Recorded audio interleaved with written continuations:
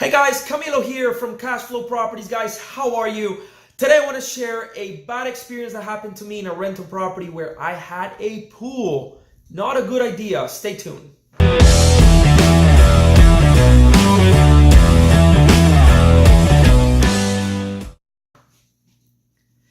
Hey guys, welcome to another episode of The Shit Happens. Every Friday I'm sharing the bad and the ugly things that happen in business because I'm tired of the fakers online showing their results, their awesomeness in their business, but they don't show how hard is it to be successful. And I want to share the bad and the ugly and what we learned from it. What can we do so that it doesn't happen again? And today I want to share a story about one of my first rental property had a pool and it was a big liability for me. Let me know your thoughts. Subscribe below if you like this video and check my other Shit Happens episodes every Friday on this YouTube channel, and also Deal Makers every Wednesday where I interview entrepreneurs and people that are making deals every single day in business, in real estate, in real life. Guys, so what happened with this property? I bought my first rental property in 2012. It's a property up in Deerfield and it's a cul-de-sac lot. A cul-de-sac lot is one of, like, you know, when the streets create a curve, that property in the curve, it has like a bigger, huge lot, because that's just how it is, and that's the name of it. It's a cul-de-sac. Those of you who are in real estate know what I'm talking about. And it has a huge background, which is awesome, but it had an awesome pool. Like, I would get in that pool. I would actually live in that property. It was really, really nice. Unfortunately, for rental purposes, it's a big liability, it's a big responsibility, it's a big expense, and it's not good for you.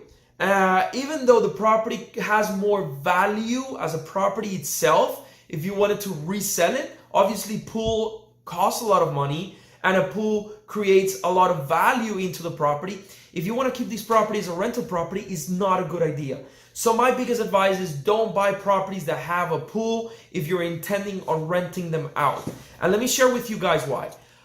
First of all, if you are renting it, most likely it's a 4-bedroom, 2-bath. And most likely, who is going to live here? Mom and dad and a few kids, right? So that's the first liability alert when you have a property with a pool. The first liability situation is one of the kids can get in and drown. And even if you have a lease agreement saying that they're responsible, they can still sue you for that. And you are still kind of liable for that. Unless you install one of those pool fences.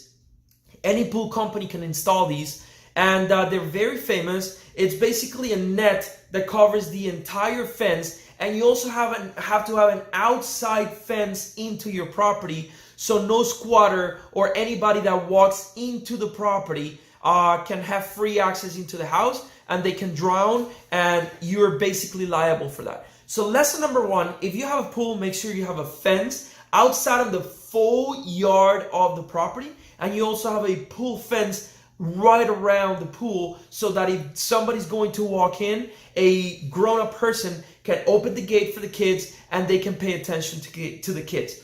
One, it's going to cost a lot of money.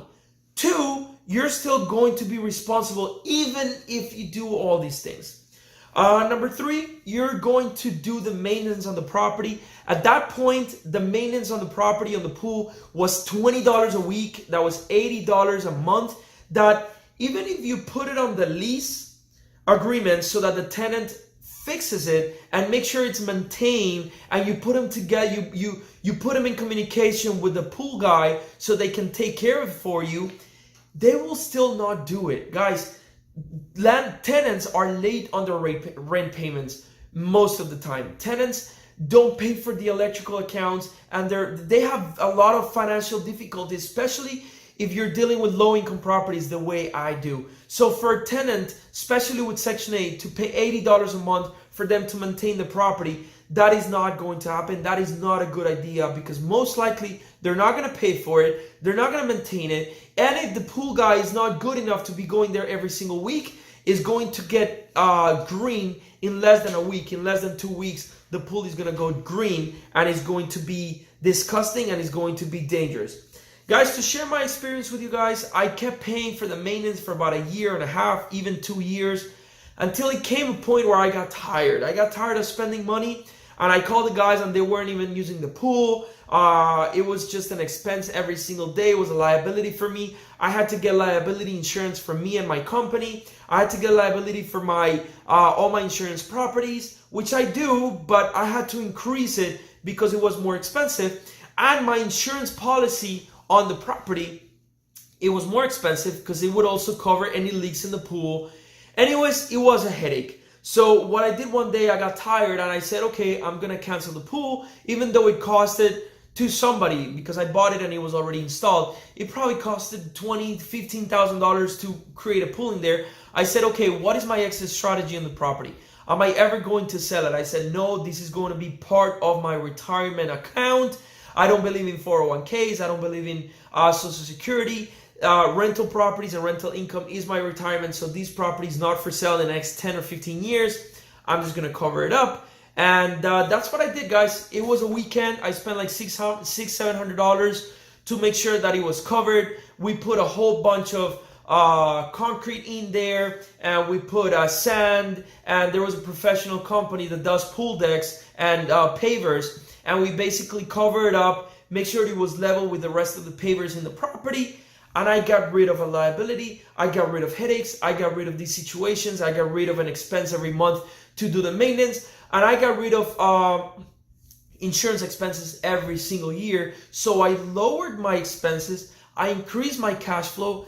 And I asked my tenant, were you even using the pool? And she was so happy because now the kids can play outside in a bigger backyard with pavers, and they can use their carts and their bikes, and they can play ball and football and everything. So they were actually happy that I covered the pool. In my house where I live, I have a pool. I enjoy it. I have a baby daughter, and we go in there once or twice a week, and I enjoy it. But it's different when you have tenants. So guys, that was my lesson for today. Don't buy rental properties that have a pool. If you're gonna fix them up and sell them, great. If you're gonna live in them, great. But don't buy rental properties that have a pool. They're a liability and they cost a lot of money to keep them, and they're just a pain in the ass and a headache. So that was it for today, guys. If you like my video, subscribe below, give me some comments, give me some love. And again, every Friday, Shit Happens episodes where I share shit that happens in business, what I learned from it. Even if I made money or if I lost money, I want to share what happened. I want to be honest. I want to tell the truth, and I want to share what I learned from it so that it doesn't happen to you. Guys, I'll see you next time, and take care. Bye-bye.